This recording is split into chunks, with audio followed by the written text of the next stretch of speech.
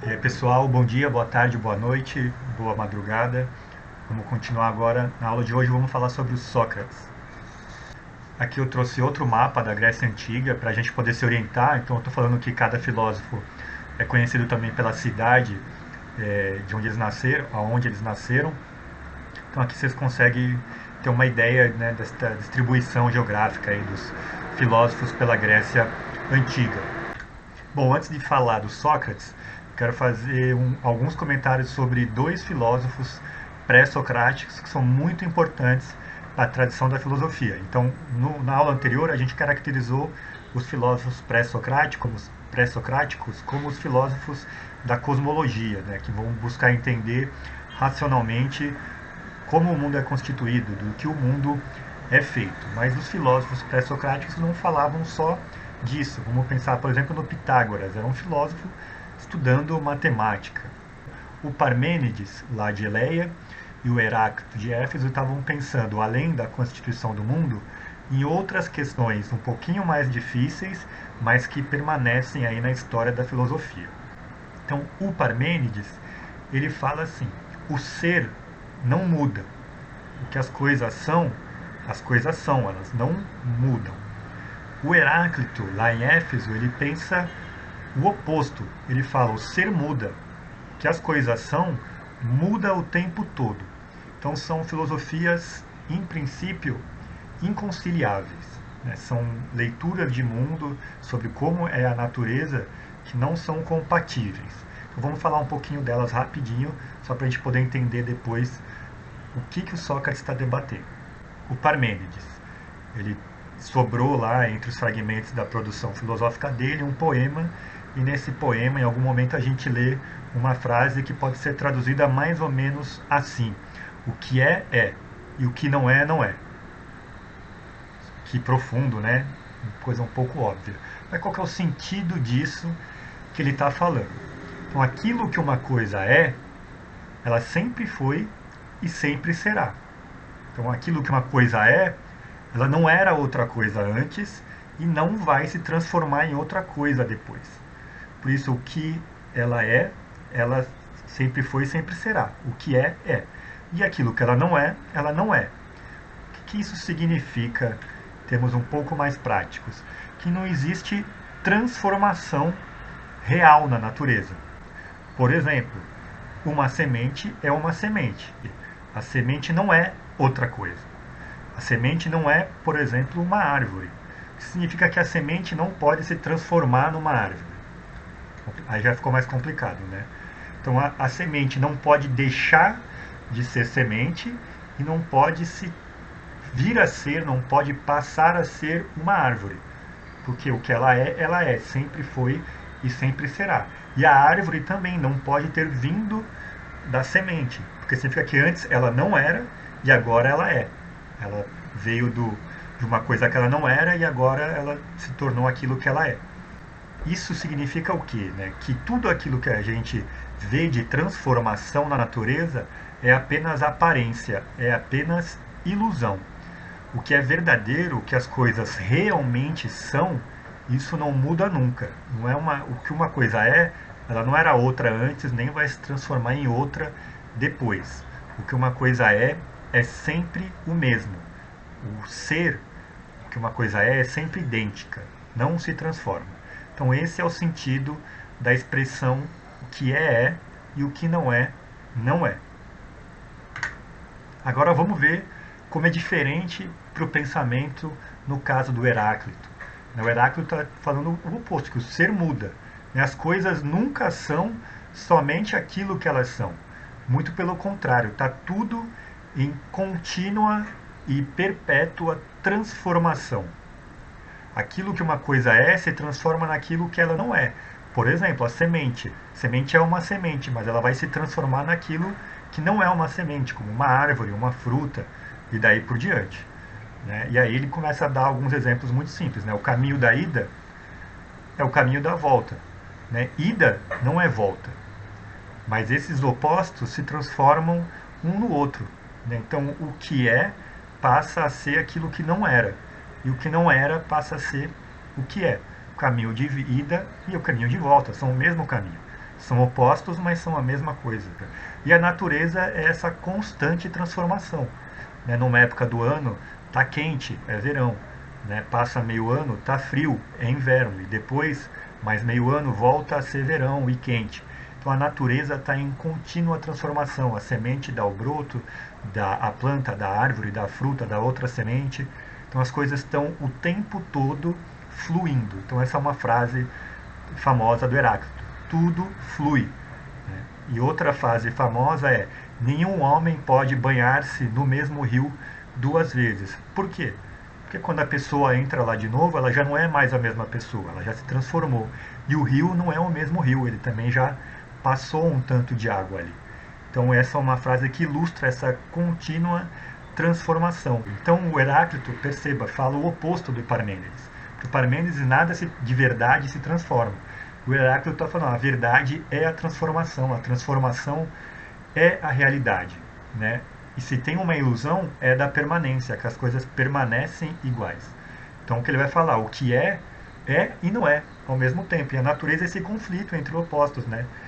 Verão se torna inverno, se torna verão, semente se torna árvore, se torna fruta, se torna semente. Né? E não é à toa que a gente viu lá no momento da cosmologia, ele falar que tudo é fogo. Né? E aí, qual que é o sentido de tudo é fogo? Não é que todas as coisas são compostas de fogo, mas é que tudo é como o fogo, está o tempo todo em movimento, nunca fica parado. E a razão humana é a capacidade de entender as transformações da natureza. Bom, vamos ficar com isso em segundo plano e depois a gente vai ver qual que é o sentido de trazer o Heráclito e o Parmênides na apresentação sobre o Sócrates. Então aqui retomando, né, a gente teve o período homérico lá do século XII a.C.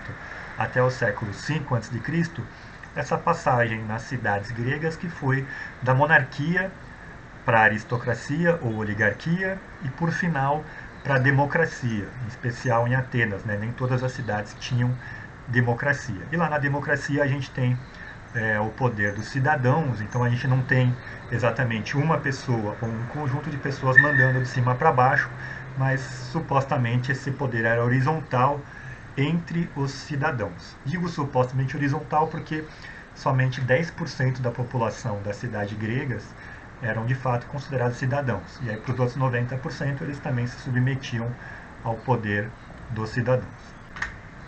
Então quem foi esse personagem, esse homem, esse filósofo?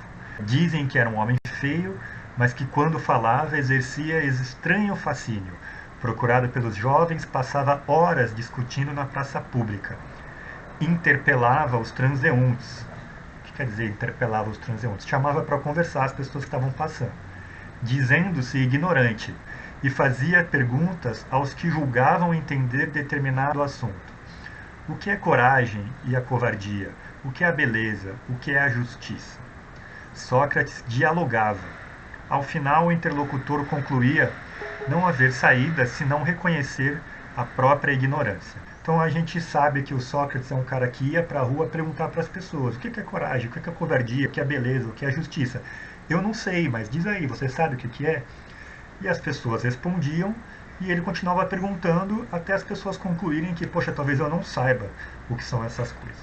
Por que o Sócrates fazia essa conversa na rua? E a gente tem que voltar então para a história da Grécia para entender. Com a consolidação da democracia, o Sócrates percebeu que era mais importante perguntar pelas coisas do interesse da cidade do que pelas coisas da natureza. Enquanto os gregos viviam na monarquia e na oligarquia ou aristocracia, os cidadãos não tomavam decisão na vida pública. Então eles ficavam perguntando sobre a natureza. Mas a partir do momento que os cidadãos foram colocados para dentro da esfera política, da decisão política, e agora todos os cidadãos governam a cidade, os cidadãos precisam se informar sobre as coisas da cidade. Então era menos importante saber se o mundo é feito de água, de indefinido, de átomos, dos 4 elementos, do que saber das questões políticas da cidade. Então com o Sócrates a gente tem uma passagem da cosmologia para a ética. Né? A gente precisa saber o que fazer. Né? Para a gente, eu digo, os cidadãos das cidades gregas, para eles poderem tomar as melhores decisões, eles precisam saber o que é a justiça. o que é a coragem, o que é o amor, o que é a beleza, o que é o conhecimento, o que é a verdade. Se isso não tiver definido, a gente não vai saber o que fazer, e cada um vai dar sua opinião e a gente nunca vai chegar na melhor conclusão do que é o melhor para a cidade. Por que o cidadão precisa saber o que é justiça? Lembra, a gente viu na aula anterior, foram construídos tribunais para que o povo pudesse julgar as questões do povo. Se os cidadãos não sabem o que é a justiça, como é que eles vão tomar uma boa decisão, uma decisão justa? Se os gregos não sabem o que é coragem, como é que eles vão saber qual o melhor momento para entrar numa guerra, qual a melhor estratégia para ter numa guerra, qual o melhor momento para se retirar de uma guerra e ir para a democracia, para a diplomacia? Então é preciso saber o que é a coragem. Então Sócrates percebeu, uma vez que a gente vai tomar as decisões e o que o mundo não é só o mundo natural, feito de átomos, de água, do que quer que seja, mas o mundo é um mundo que a gente decidir que vai ser um mundo, porque a gente agora governa, então a gente precisa saber o que as coisas são para fazer o melhor mundo possível, a melhor cidade possível. Se a gente não tiver a verdade sobre as coisas, a cidade vai ser um caos, cada hora vai ser uma decisão diferente. O que isso tem a ver com o que disseram o Heráclito e o Parmênides? Então agora a gente volta para o motivo de eu ter trazido essa introdução. As opiniões, elas são um pouco como a natureza descrita pelo Heráclito, elas mudam o tempo todo. Então aqui, de uma pessoa para outra, eu acho que o teatro é mais legal que a escultura, você acha que a escultura é mais legal que a pintura, e aí a gente não tem uma definição sobre o que é a beleza e o que deveria ser a arte. Ou eu acho que corajoso é enfrentar os inimigos da minha cidade de qualquer maneira. Você fala, não, corajoso é ter uma estratégia e saber treinar os soldados. E a gente não vai chegar a nenhuma conclusão se a gente ficar num conflito de opiniões. Todas as opiniões têm o mesmo valor, mas quem vai definir qual que é a melhor opinião? Num dia a cidade acha que é melhor ir para a guerra, no outro dia é melhor sair da guerra, e a gente não tem uma constância. Agora, diferentemente das opiniões, a verdade é um pouco como a natureza que o Parmênides dizia, a verdade não muda nunca. Então o Sócrates dizia isso, é importante a gente conhecer a verdade, porque a verdade vai nos dar parâmetros constantes e seguros e imutáveis, que não mudam, para a gente poder tomar as decisões corretas para a cidade e não depender de opiniões que mudam o tempo todo.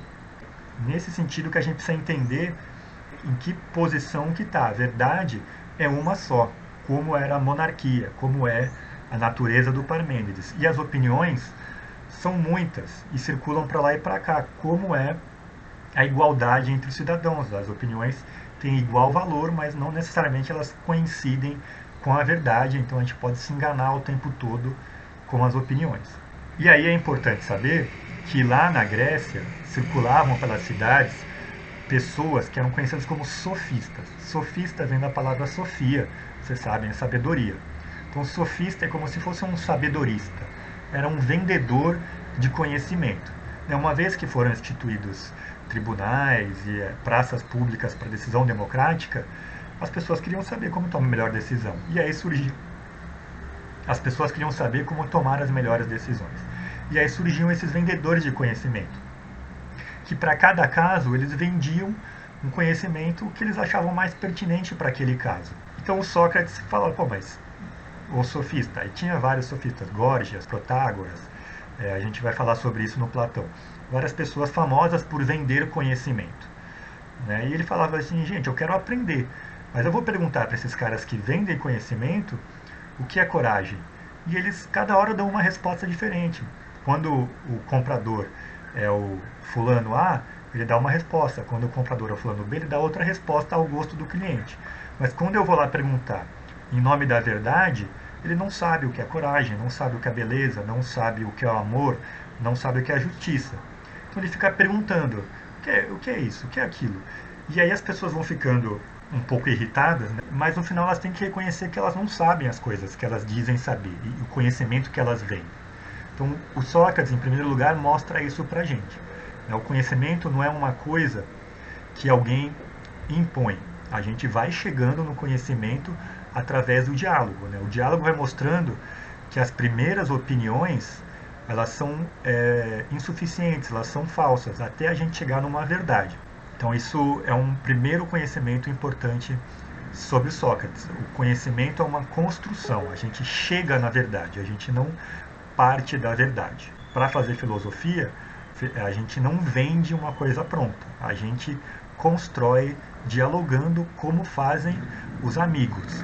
Né? Por isso a filosofia, somos amigos da sabedoria e não somos donos da sabedoria como eram os sofistas que vendiam conhecimento. E Sócrates acreditava realmente que era possível conhecer essas coisas, mas no final de contas, todo mundo com quem ele conversava não deu nenhuma resposta satisfatória para ele.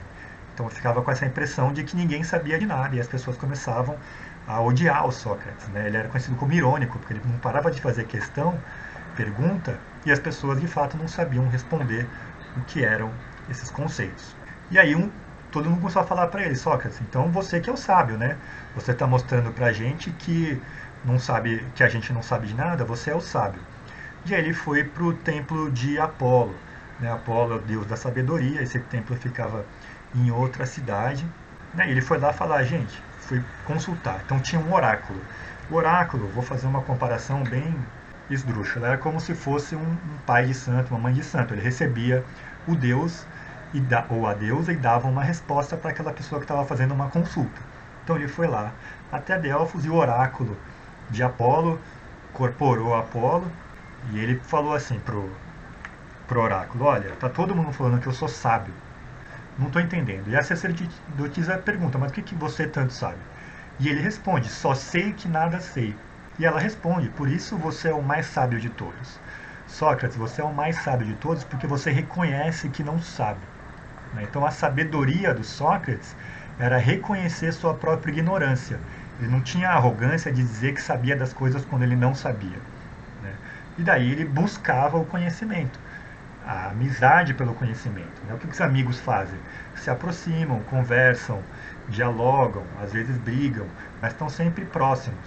Né? Então é assim que se alcança o conhecimento, na amizade, com diálogo, com boas intenções e sem arrogância. Né? Quando ele chegou lá no templo, estava escrito: conhece-te a ti mesmo. Isso perdurou na história da filosofia como uma reflexão. Né? Não vou conhecer somente o mundo, mas vou conhecer a mim mesmo, vou olhar para mim, como a gente faz olhando para o espelho. E aí que a gente fala que a filosofia é reflexiva, né? Porque a gente reflete, a gente conhece a nós mesmos. Ela é especulativa, a gente faz como olhar para um espelho. Então, nesse percurso de vida do Sócrates, ele acabou ficando muito famoso na cidade e muito adorado pelos jovens. Né? Então ele tinha lá um grupo de pessoas que seguiam a ele para acompanhar os diálogos que ele tinha com as pessoas na rua, em especial com os sofistas. E os jovens achavam muito legal, porque ele estava lá desconstruindo esse poder dos sábios, esse saber dos poderosos. Né? E aí, tanto os sábios quanto os poderosos começaram a se sentir ameaçados. Então imagina os juízes, os cidadãos que davam as cartas, tendo que reconhecer que não sabiam as coisas. Isso ameaçava o poder, o prestígio que eles tinham. E aí o Sócrates acabou sendo julgado e condenado à morte por envenenamento. Qual foi o crime do Sócrates? Doutrinar os jovens, principalmente colocar isso na cabeça dos jovens de Atenas, de que os poderosos, os mais velhos, as pessoas que já exerciam o poder, não sabiam tanto o que diziam saber. Isso ameaçava essas pessoas. Também foi condenado por supostamente desonrar os deuses da cidade, porque ao questionar tudo, supostamente ele estava questionando a própria mitologia da cidade. Isso faz sentido pensando que a filosofia grega fez essa passagem do mito para a razão. E Sócrates falou assim: bom, a minha vida inteira, todos os questionamentos que eu fiz foi que a gente pudesse saber o que as coisas são, a justiça, a beleza, o amor, a coragem, a gente pudesse saber o que as coisas são para tomar as melhores decisões pela cidade. Tudo que eu fiz foi em nome da cidade de Atenas. E se agora a cidade de Atenas está dizendo que o melhor é que eu morra, então eu vou fazer aquilo que a cidade acha que é o melhor. Aí o Sócrates tomou o copo de cicuta e morreu.